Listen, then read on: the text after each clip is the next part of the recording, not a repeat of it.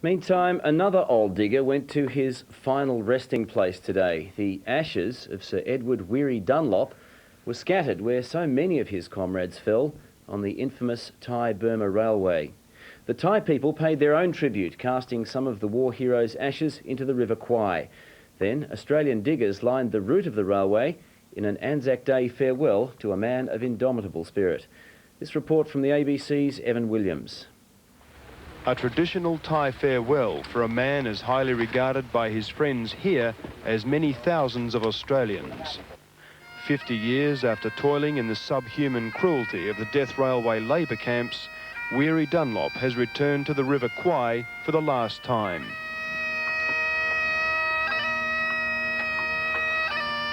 But in the darkness of a dawn service, an even more poignant goodbye was bid at the infamous Hellfire Pass. 50 years ago, many of these men started this cutting for the Thai-Burma Railway.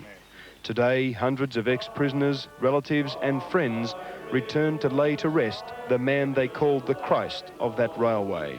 Poured into the tracks that caused so much suffering, Weary's last remains finally joined the memory of his fallen friends. Earth to earth, ashes to ashes, dust to dust. He was the greatest Australia we ever knew, and we'll always remember him, and we will never forget him, and that's why this memorial will always be on.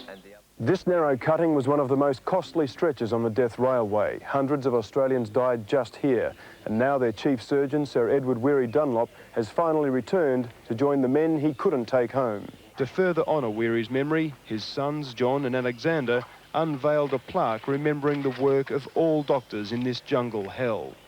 Soldiers who served here, and all of the medical people who served equally with my father, those people said, when you go home, tell them of us, tell them we gave our tomorrow for your today.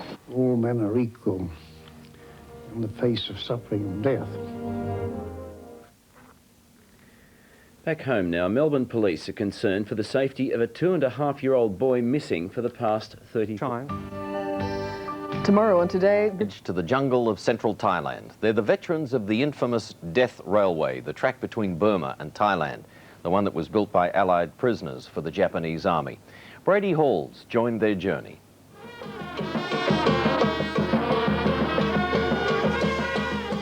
It's the Thai New Year, a Buddhist festival, a time of celebration. Not far from here, another ceremony is underway, but this time more solemn. Bill Toon and Jack Ferguson are among a group on a pilgrimage, a group who built the track and the bridge on the River Kwai. When we first came back from the war, of course, we never talked about it because we also thought that the people didn't want to know about brutality. They didn't, and they couldn't believe the things that was happening. It's said that one man died for every sleeper laid here at Hellfire Pass. This is Australia's Asian Gallipoli. That was just done by hand. They started on the mountain, went down, with coal chisels and 8-pound hammers. Down, till they got to level. Goes all the way. Hard work. Bloody oath. Jim Casey has come here with 3 generations of his family. And there they were doing this incredible work with so little food and such long hours in much hotter conditions than we've been touring around in an air-conditioned minibus and complaining about the heat.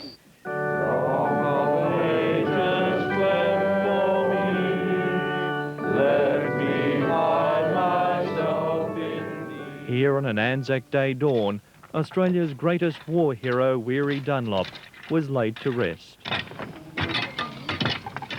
His sons among these former POWs.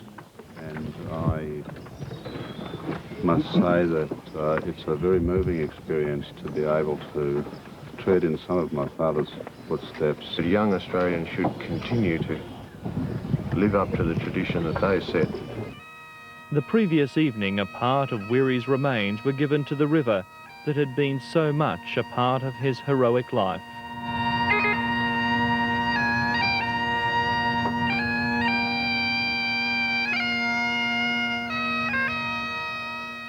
The Thai-Burma Railway was a shortcut by land to reinforce the Japanese army in Burma for their planned takeover of India. If you didn't do a good job, you got kura on the top of it. You come kura many times? Kura any time, all the time. Now they have come to the halfway point of the line, the end of Thailand. The war may be long over, but the rules of politics still restricts the freedom of these former POWs to continue their journey down the line. There are 1,348 Australians buried across that border and down that road in Myanmar, formerly Burma. Sadly, though, the communist government of Myanmar will not allow the veterans to cross the border and visit the Australian grave sites. Have you ever actually gone in to see we couldn't get the in. grave site? Couldn't get in. I wanted to go this time. They won't give us visas. You've never been there? Yeah, it is a bit sad getting this close and not being able to go that extra 60 k's, you know.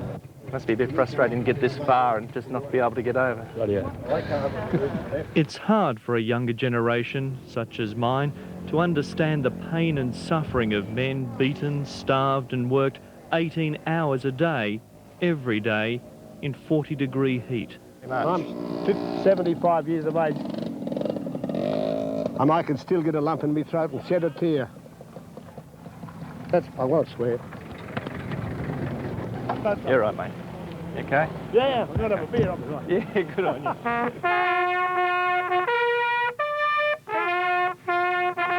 Thousands of Australians died on the Thailand side, their cholera-ridden bodies burned in mass pyres. 50 years on, and a chance for one mate to say a final goodbye to another. Oh, and the bugle were called out, and it was a moment for me to take my mate and put him on a prize. And, well, that's it. We took it in our stride them days, but it's a bit hard now.